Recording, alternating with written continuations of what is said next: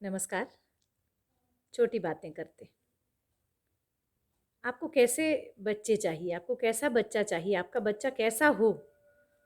तो शायद हर माँ ये कहेगी कि बिल्कुल परफेक्ट होना चाहिए, उसको पढ़ाई में अच्छा होना चाहिए, उसको गेम्स में अच्छा होना चाहिए, उसको मृदुभाषी होना चाहिए, वो सबसे अच्छे से बिहेव करे, वो समय से उठे सोए, वो आलसी ना हो। आपको कभी क्या ये नहीं लगता कि आप बच्चे से बहुत ज़्यादा एक्सपेक्ट कर रहे हैं? मेरे पास एक माँ काउंसलिंग के लिए आने वाली थी, बच्चे की काउंसलिंग के लिए उसको लेकर, टीनेज बच्ची थी। तो उन्होंने उसके आने से पहले मुझे एक लंबा-सा व्हाट्सएप में उसकी शिकायतें लिखी। मैंने कहा, "क्या बात करनी है? क्या दिक्कत है आपको?" तो उन्होंने कहा कि ये कपड़े नहीं समेटती, कपड़े फैला कर रखती है, बात नहीं मानती है, लेट उठती है, किसी से तमीज़ से बात नहीं करती है। यानी बहुत सारी चीज़ें थी। तो मुझे ये लगा जब इतनी सारी बुराइयाँ हैं एक बच्ची में, तो उसके पीछे क्या कहीं हम लोग ही रीज़न नहीं हैं क्या? हम लोग ही उसका कारण नहीं हैं क्या कि इतनी सारी बुराइयाँ मतलब कुछ भी अच्छा नहीं है बच्ची में, कुछ भी अच्छा नहीं है। आप सभी अपने बच्चों को देखिए, उनमें जो क्वालिटीज़ हैं उनको एप्रिशिएट कीजिए। और 1-2 बातें कहना चाहूँगी कि छोटी-छोटी चीज़ों पे जिस दिन टोकना छोड़ देंगे, उस दिन बड़ी चीज़ों पे टोक पाएँगे। ये बिल्कुल सूत्र याद रखिए।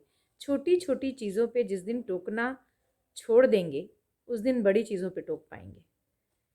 होता क्या है कि हम लोग बहुत छोटी चीज़ों जैसे कपड़ा समेट के नहीं रखना, जैसे देर से नहाना, देर से उठना, ऐसी चीज़ों पे इतना ज़्यादा टोकते हैं, पढ़ो, पढ़ो, पढ़ो कि उनकी हैबिट हो जाती है कि वो जब आप बोलते हैं तब वो कपड़ा समेटते हैं, जब आप बोलते हैं तब आप वो पढ़ने बैठते हैं। और इस वजह से क्या होता है कि जब आप बड़ी चीज़ों पे टोकते हैं, जब लाइफ़ का सवाल होता है, ऐसी चीज़ों पे जब आप टोकना शुरू करते हैं तो उनको वो कानों में जूं नहीं रेंगती और वो सुनते ही नहीं हैं।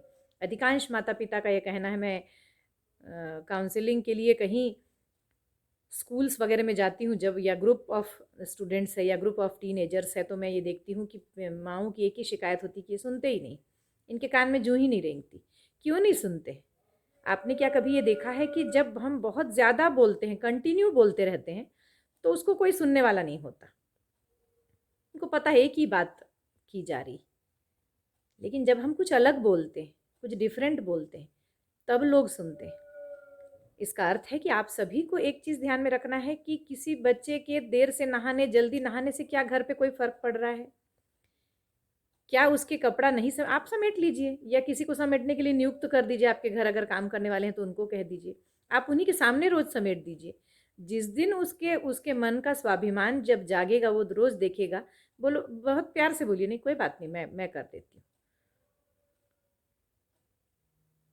जब तक आप बच्चे को इस ढंग से लाइन में नहीं लाएँगी, तब छोटी-छोटी बातों में टोकना छोड़ दीजिए। छोटी-छोटी चीज़ें, कोई कोई फ़र्क नहीं पड़ता कि बच्चा देर से नहाए, देर से उठ रहा है, किसी को नमस्ते कर रहा है या नहीं कर रहा है।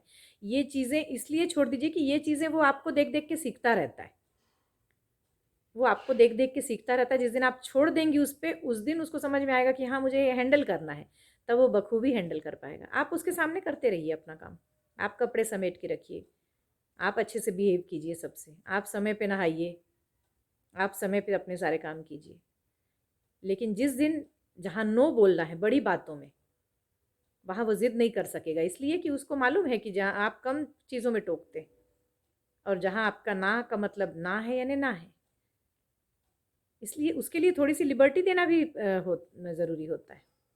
बच्चे की ओर से इतना परफेक्शन मत आप एक्सपेक्ट कीजिए कि हर बात में वो परफेक्ट होगा, व्यवहार में भी, सोने-उठने में भी, टाइमिंग का भी, पढ़ाई में भी, तो ऐसा संभव नहीं है। सभी में कमियाँ हैं, आप में खुद में ढूँढिए तो कमियाँ निकल जाएँगी बहुत सारी, मुझ में भी हैं।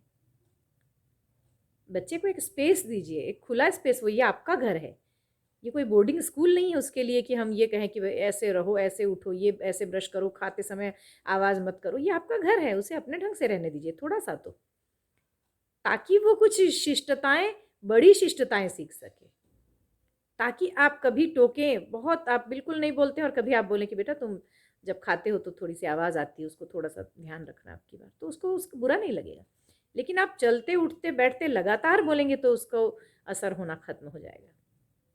एक-एक चीज़ को ठीक कीजिए, एक-एक चीज़ को ठीक कीजिए। एक साथ सुबह से शाम रट मत लगाइए कि जल्दी उठो, ऐसे ब्रश करो, ऐसे उठो, वैसे बैठो, झूठ मत बोलो, नमस्ते करो, पूजा करो, ये करो, वो करो, ऐसा नहीं। एक-एक चीज़ ठीक कीजिए। अगर आपको ठीक करना है बहुत कुछ तो एक-एक चीज़ ठीक कीजिए, एक चीज़ पे बोलिए। उठने का टाइम ठीक कर लीजिए, फिर धीरे-धीरे और चीज़ें ठीक कर लीजिए। तो आज बस इतना ही। परफेक्ट बच्चा किसी का नहीं, क्योंकि परफेक्ट आप भी नहीं है, परफेक्ट मैं भी नहीं हूँ, परफेक्ट कोई भी नहीं है। लेकिन आपको अमूमन एक अच्छा इंसान चाहिए, तो एक-एक चीज़ ठीक कीजिए। एक साथ सारी चीज़ें मत बोलिए, एक भी बात बच्चा नहीं सुनेगा।